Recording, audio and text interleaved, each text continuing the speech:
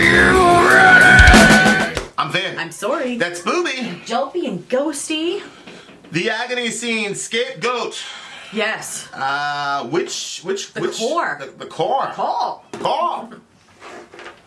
How about some hardcore? Get me like it more. That's a song. You don't know about that.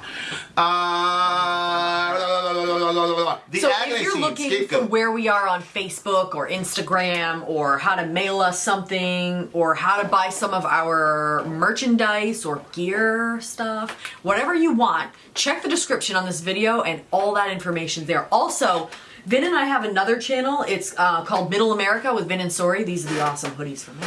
Hoodie. Woo! Throwing gang That's when we signs get up. into like political stuff, and a lot of times Vin is like telling me what's going on with the world, and yeah. So if you want, From a completely objective standpoint, ladies and gents. More than likely, you're going to get angry with him and me, possibly, but it's still an interesting channel to visit. Come on over when you feel like having a reason for why you feel so angry. Anyway, so we have on Patreon, you can join an alliance, and basically you join Patreon for as low as $1 a month, and then that gives you points so you can join an alliance and help get one of your songs bumped up to get reviewed. And that's what the core did, and that's how we're doing this song, the Agony Scene Scapegoat. So here we are. Ready? I was just loving a comment from somebody who just discovered our channel. Shout out to Tanya Andrea Morgan from Wales. Whoa! Shout out to the big homie. Hello! Nice name. Alright, so the Agony Scene. Ready? Wait, I'm trying to find the lyrics page. Yeah, but you already said I could just start it. Well, yeah, I mean, why But- are you... Because you lied. Or What's the name of it? You don't know what you're doing. Scapegoat? The Agony Scene Scapegoat. Go ahead, scapegoat me for your many flaws. I have none. I have one. Go! Go.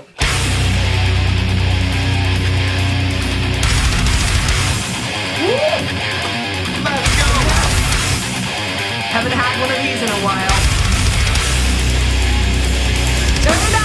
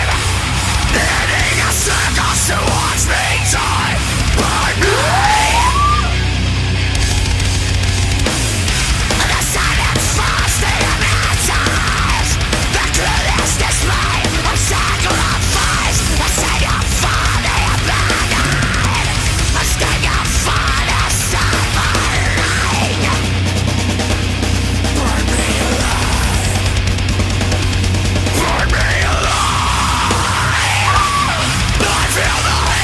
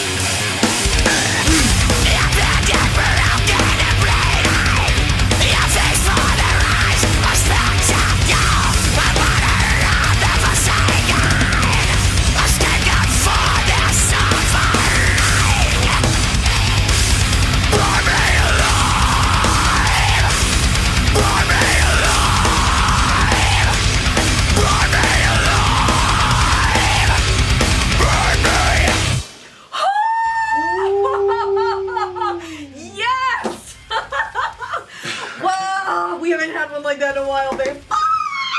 I like that one. Oh man, and it followed the last review we did perfectly. You bitches. Oh my gosh. Oh my gosh. Wow. There's just certain people, man. They're how do I say this?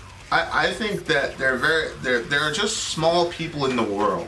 When I say small people, it's like they don't have a vision for their life. They don't have like they're not looking at anything bigger. They're born whatever and I don't mean that because there's millions of people that are like good with where they are and don't have any wanderlust or anything like that. I'm not talking about that. I'm just talking about like there's closed-minded small people who cannot see anything past their whatever.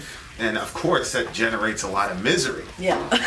And anytime you have a lot of misery, 9 people out of 10 are not going to try to hold themselves accountable for their own misery. So they channel that misery onto other people and then convince themselves that their dislike of the other person is for good reason. Right. It's just lordy. Okay, so the concept of the scapegoat is kind of funny, in our Bible books we've got the concept of the scapegoat, and the idea of the scapegoat was once a year the priest would come and put his hands on the head of the goat. He would confess all the sins of the people, and then they would send it to Azazel. And the idea was Azazel was a kind of demon, fallen, evil spirit who lived out in the wilderness, and so the goat was sent to Azazel. Yep. And the idea was all the sins of the people, either they were going to go out into the wilderness or somebody was going to act as a substitute. Yep. And so that person then would get the goat would have all the sins of the people placed on him, and then the goat would... They would like put their hands on it, and then they would confess all their sins that they all had done over the X amount of time. And then boom, you end up, and so that ritual made them good for the year, right? Like... So there would be no sacrifice then? That was Well, no, there were 2. There was one lamb that was for Yahweh, and that lamb got slaughtered. And then the other goat was the scapegoat, and the scapegoat went off into the wilderness to Azazel. So there were 2 goats. Yikes. So the scapegoat is basically to escape the guilt that you feel. Yeah. You place it on this innocent party, and then the innocent party goes off into the woods. Of course, we created a biblical problem because God goes into very specific detail about how to do this ritual. And then in the middle of the Bible, he goes, I never liked the blood of bulls and goats. I never liked that. Yeah. It's like, well, then why the hell did you tell us to do all this stuff over here? Right. And of course, we because we got a couple of atheists in the Bible buggy, so we were all like, contradiction! Yeah. And of course, the point of that was that we do need a scapegoat, but a goat is not going to solve the problem because goats have not offended God. Human beings have. And so you enter, of course, Jesus enters. He comes in as a genuine human being, 100% God, 100% man. And he lives a perfect life so that he can die on behalf of the human beings he's representing. He didn't come like as a phantom of human beings. Like he didn't get zapped down from earth and then die on the cross. Like he lived on this planet as an actual human being. Yeah. So that he could be numbered among us, so that then he, as a representative, could be the actual scapegoat. Yep. Because goats didn't cause the problem, Homo sapiens did. Right. So that's the concept of the scapegoat from a biblical perspective. But again, the idea of that's very interesting. The idea of the one bearing the guilt of the many, so as to preserve the many, is obviously a Christian idea, right? Which is obviously rooted in Judaism, not. Which is where I wouldn't even say we borrowed heavily from. I think the first Christians probably looked at themselves as Jews. And we know that because there had to be an entire meeting of the church in Acts chapter 15 to even let non-Jews in. So they didn't consider themselves like a new thing. Right.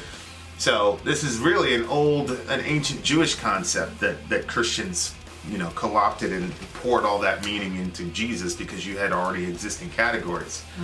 So that's a positive use of scapegoat, but the vast majority of the time the term scapegoat is used, it is used, which is really, really interesting. But the album's called The Darkest Red. Yeah. The current, iteration of scapegoat is when a bunch of guilty small people, instead of taking accountability for their own misery, place it onto another person and then try to, kill that other person so that they don't have to deal with their own bullshit. Yep. And that's almost universally looked upon as a terrible thing. Yep. But then the sacrifice of Jesus is still looked upon as a noble thing, generally speaking. So it's That very is interesting. And Yeah. of course, our explanation will be that's because there's only one true scapegoat.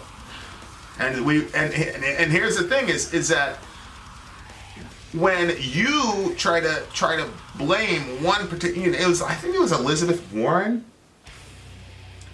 I saw this commercial or this YouTube clip where she says, "Do you want to know the root of all your problems?" And then she proceeded to say that rich people are the root of everybody's problems. Really? Yeah. And it was like, what? So Okay. what about all those countries where people are dirt poor? Yeah. Like it was bananas. Like, really, rich people are the root of all of our problems. So me and you have an argument. It's them damn billionaires. The Wall Street. It's like, are you out of your mind? Like, Let's think a little bit. Does that make sense? What are you talking about? What are you talking about? But this is this is what happened during the communist revolution. It was like the Bolsheviks are the problem, and Right. rich people are the problem. Right. So let's kill all these. Let's kill Tsar Nicholas and everything. Let's kill them. And look, I'm not going to excuse what happened to Tsar Nicholas, but it goes without speaking that he was the leader of the country.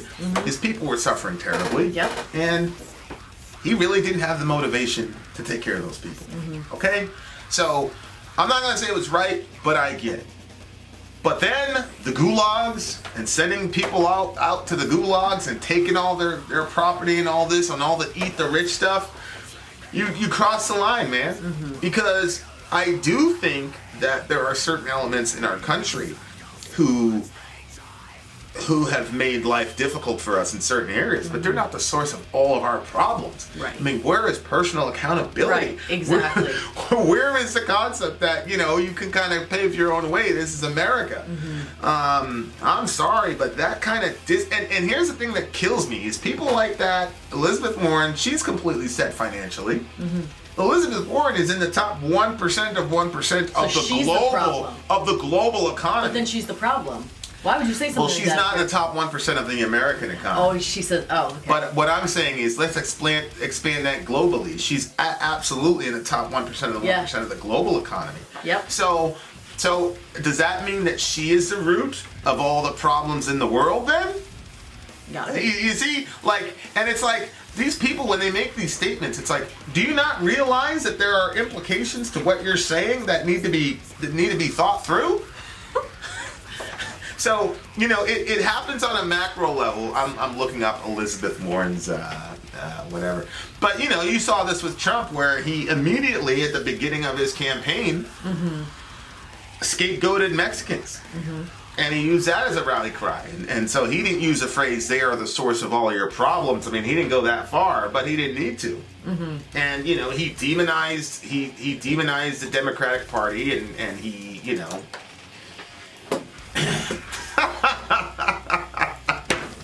I love it. Gosh. Elizabeth Warren has a $12 million fortune, according to Forbes magazine. So she is in the top our one. problem, then. She's definitely a 1%. La ilaha illallah. What the hell is wrong with these people? So here's Elizabeth Warren saying the rich are the root of all of our problems, and yet she's one of these people. It's the same silliness. They had that Tom Steyer guy go online. He was in the Democratic debates. So let me get this straight. Tulsi Gabbard, due to a technicality, was not invited to the third Democratic debate. And she had to jump through all these hoops and go through all these machinations in order to get... But this Tom Steyer guy, who's a billionaire that nobody's heard of before, he somehow gets in. Okay. All right. So, Where's the... this scapegoating stuff, this mouse, you gotta go to the black one. The scapegoating stuff happens all the time. You see it most in the political aspect now. It's here we go. Yeah, but you see it in personal. You a lot of times there's a person in a family. Like a lot of families have one person that's a scapegoat. The middle child. Generally speaking, it's the middle child. Yeah. That's why we get along so well, because we're both middle child. Right. Yeah. A feast for their eyes, a spectacle, a martyr of the forsaken, a scapegoat for their suffering. Burn me alive, burn me alive. I feel the hatred behind their eyes. Burn me alive. In eager circles to watch me die. Mm-hmm. As silence falls through the masses, the cruelest display of sacrifice, a savior of the abandoned, a scapegoat for their suffering. Well, genius here has a savior of the abandoned. Okay. A scapegoat for their suffering. I feel the hatred behind their eyes. I mean, that's a good line. That makes you think about Jesus, a savior for the abandoned, a scapegoat for their suffering. Yeah. But again, it depends on how he means savior. He could be the savior of the abandoned in the sense that people who are abandoned have somebody to blame. Mm-hmm. Yep. And it's actually one of my life principles, and we've argued about this a few times, where I'm like, just because something bad happens doesn't mean somebody's to blame. Mm-hmm. And I think that that's really important. A lot of us have that ideology that if something bad happens, somebody must be at fault. Now, a lot of times that's true. That's because you're trying to find a way to prevent this from happening again. Right. So if it's somebody's fault, then you could say, okay, you did that, don't do that again, and we won't be in this situation again. Right. But if it's nobody's fault, then... You have to acknowledge that there are elements outside of your control. Yeah, I hate that. Yeah. I don't want to be in that situation. Yeah. And that's another psychological reasons for why we have scapegoats. Mm-hmm. Is because it helps us control or gives us the illusion of control. So now I blame that guy, and then we as a community are going to punish him. So that's how we solve that problem. So we don't have to fear that this could happen again. Yada yada yada. Mm-hmm. And of course, and a lot of times, with people like that, and it's funny because if people were to watch me in a debate or things like that, it's like, oh, this dude loves to argue. Mm-hmm. But with people like this, I don't give them the time of day. No. I don't talk to them. I don't respond to them. I don't, they call me. I don't, I'm not going to talk to you. I have nothing to say. If you're that small of a person, that's it. And I don't care if you mention me or you tag me or say something. I'm not even gonna give you the dignity of responding to your accusation publicly. I genuinely do not care. You're out. There's certain things about me, and some days I wake up, I think it's a flaw. Other days I think it's a great strength. There's just some people where, man, you're out. You've been in this situation a lot. I feel like a lot of times people want to make you their scapegoat. Because you have such broad shoulders that it just, I think that, we've talked about it before, after people spend a certain amount of time around you, they stop seeing you as a human being, and you become some sort of a robot or something like that, you know what I mean? So then they're not concerned about your feelings or whatever on a particular subject, so you're an easy target for them to... Yeah. Well, the other thing is I won't fight back. Right. I'm not gonna get into a giant, Facebook jihad with you about stuff. I'm not gonna do that. Mm-hmm. And they know that. Yeah. You know what I mean? We've had some people who have told us some pretty incriminating stuff about themselves that it's all in text. Right. And then they go out and say all this types of craziness. Yeah. And it's the reason they do that is because they know that I have a certain code, and then I'm not going to do that with them. I'm not doing that. Right. Because I'm too proud to do that. Now I'm like, I'm no longer better than you. If I do that, I'm no longer better than you. Are you serious? 100% I totally thought it was some noble reason. I mean... That's hilarious. This is the first I've heard of this. You can look at it any way you want. It's those war movies where it's well, they killed one of us, and then the guy goes, yeah, but we're good guys. We're better than that. That's still noble, isn't it? So, Yes, I just thought it was that, Even though they're acting like that, you still care about them as a person. No, I don't care about them at all. But I care about me. I care about, you know how I am. You just want to live in peace. I want to live up to my own code. And yeah. My big thing about peace, about shalom, is obviously I want peace with God. But the biggest thing that I've observed in other people is people can't have peace with themselves. Mm-hmm. So I'm not going to do anything that's going to compromise my peace with myself. Mm-hmm. So I got to be able to look myself in the mirror and go, okay. Mm-hmm. So if somebody said something to me in confidence, mm-hmm. and they were in a lot of pain and suffering, and in that moment we were friends and I was trying to help them, the fact that they flipped on me does not mean that I get to go out and betray that trust. Yeah. And I would not be able to look at myself in the mirror if I did that. And I wouldn't be able to have peace with myself. Mm-hmm. So I'm not doing that, because I'm not going to let that person make me go to war with myself. You know, mm-hmm. they have to get left with the ramifications of their bullshit. Yeah. You know, and some of this shit you can pretend, but some of this shit it is like, you're a really despicable fucking human being for doing that. You know, and I don't need. That's the thing. Is like they should read the Satanic Bible, right? To hurt kids. Correct. These Christians. Isn't that terrible? Well, I've got a friend of mine that's in the adult industry. She can do a seminar on how marital rape is not a good thing. Right. And then we can get the Satanists to do a seminar to these people on how not harming children is a good thing. Mm-hmm. And then maybe they'd have some hope. Mm-hmm. And We're serious. I'm dead ass serious. This is some basic shit. Yeah. That Christians cannot figure out. So, it's not all Christians. I mean, we've got some awesome Christians in the village who love kids and understand that marriage is not a prostitution contract. Right. So it's a certain brand of Christianity, but it also comes from a certain brand of a way of looking at the world. I mean, the concept of the scapegoat has so many usages. Oh yeah. Because it's one of the things that helps to, regulate certain norms, and it allows people to look at each other and feel guiltless because they've channeled all their guilt and all their dysfunction into one person or whatever. Mm-hmm. Yep. So, that was the utility of the scapegoat in the Old Testament. Mm-hmm. It was, we suck as a nation, we failed here, here, and here. We all know that we did, but we want God to continue to be good to us, and we want to be able to have peace with each other and peace internally. Mm-hmm. So that when I'm brushing my teeth in the morning and I realize that I took part in some horrible thing, I can go, okay, well, either the scapegoat took it, we're good for a year. Right. That's kind of the idea. Right. And I see a lot of utility in that, because we were talking about, in the Bible boogie, we were talking about guilt and the fact that everybody experiences guilt. And so there was a lot of utility in the scapegoat scene, because on the one hand it was an admission of guilt, while at the same time it was not self-harm. Because when a person really, really deals with actual guilt, and I'm not talking about like religious guilt that religious people voice on you, I'm talking about you didn't live up to your own internal moral code, and so it carries with it the guilt. How do you handle it? A lot of people punish themselves, especially a lot of good people. So their solution in dealing with their guilt is to punish themselves over and over again, or their solution is to act like they didn't do anything wrong. And both of those are negative ways to handle that, because A, I didn't do anything wrong does not comport to reality. You know you did. Right. And B, punishing yourself is not healthy. Right.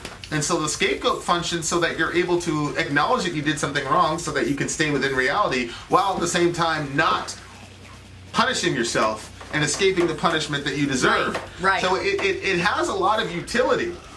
And so there's a certain degree to which, with some of these people, not all of them, but some of these people, I'm like, well, I don't think emotionally they're ready to face their own bullshit. Yeah. Like there's particular people in your life where I'm just like, that have scapegoated you, and I love you, and I'm completely loyal to you. But I just look at them and I go, yeah. But if they admitted the truth about X, Y, and Z, then and they're at the point now where they've aged out, like they're not gonna change. That would be a massive paradigm shift, and they don't have the emotional or spiritual energy to be able to do that. And so I just kind of look at them and I go, it's probably more healthy for them to scapegoat you than to face their own bullshit. And so from that perspective, you know, I understand. Like I said, I'm not excusing, but I understand. Yeah. But, you know, I would always say, for me, you know, scapegoat Jesus. Right. Because if I scapegoat Jesus, I don't have to scapegoat anybody else. And the difference is, Jesus is the only scapegoat in history who has volunteered to be that. You know what I'm saying? So, like, I just put all that on Jesus and make him carry it. And that way I don't have to do that to anybody else. You know, but again, if you don't have, if you haven't really sat and thought these things through, then you're not going to be able to, you know, so some people... Right. I think scapegoating other people is unhealthy and it's harmful to certain people, but when I look at you and a couple other people that we're thinking about, I'm like, you're just so much stronger and you're in such a more advantageous position than... Yeah. Yeah. You know what I'm saying? I do. And of course, if people knew like the details of what we're talking about, they would be horrified and be like, but it's like... You have to account for human weakness. You know, it's one of the things we talk about a lot is that you've got to make an account for human weakness. People are not trying to go... I mean, there's some people who are going out of their way to hurt other people, but most people are trying to most people are carrying around so much pain and blood inside of themselves that they don't have ways to do it, and so they lash out and they do all these terrible, destructive things. And of course, if you're the target of these people, of course you're going to feel a certain way. But, you know, as I've grown, it's kind of like I kind of look underneath why they're doing what they're doing, and you kind of, you know, people go, I pity you, and they're just saying that as an insult. Yes. Anytime I really pity a person, I never tell them. Oh yeah. I just never tell them. But of course. You know, there's some people where it's like... Funny, you're right. There's some people where it's like, I don't know, it's wrong and it's jacked up, but to me, scapegoating certain people is just the healthiest way for them to deal with their own issues. Even though it's harming another person, I just think if you don't have the resources to deal with your own guilt and your own junk and you're aged out of that stuff, I don't really see another way practically. Yeah, I know, I see what you're saying. You know what I mean? And that's why I'm the way that I am with the kids. You know, the kids are, I'm like, nope, we're going to have this conversation. I don't give a damn if you're 11. It's better we have it when you're 11 than we have it when you're 48. Right. And we're going to deal with this now. Right. You know, and we're going to work on giving you a framework to deal with your own junk without scapegoating your brother. And, you know, put it all on Jesus. And, and look, if you don't want to put it on Jesus, that's fine. Or faking at the dinner table that everybody's good when there's an actual problem. Deal with the problem, and then let's have dinner. We're not doing that shit. Yeah. Like, right. And if, like I said, you know, we don't force religion on the kids. So, okay, you don't want to put it on Jesus, that's fine, but you're not going to put it on your brother either. Right. So you're going to figure something out, my man. Right. So, anyway, what do you give the song? Oh, a 10 for me. I had a lot of fun with it. This is a 10. It's knuckle dragging metal. It's push. I loved it. Push around. Yes. It was super exciting. Super exciting, and a lot of very important themes that it sounds like a bunch of metalheads just running around for 3 minutes, but if you really think about what the dude is saying, like, it's a deep topic. Yep. That I think the Western world is still trying to struggle. And so my advice to you, dear listener, is don't scapegoat anybody but Jesus. That's the moral of the story. I'm sure the band would agree. What did you give it? A 10. I give it a 10 too. Vin out. Sori out. Gone. Your face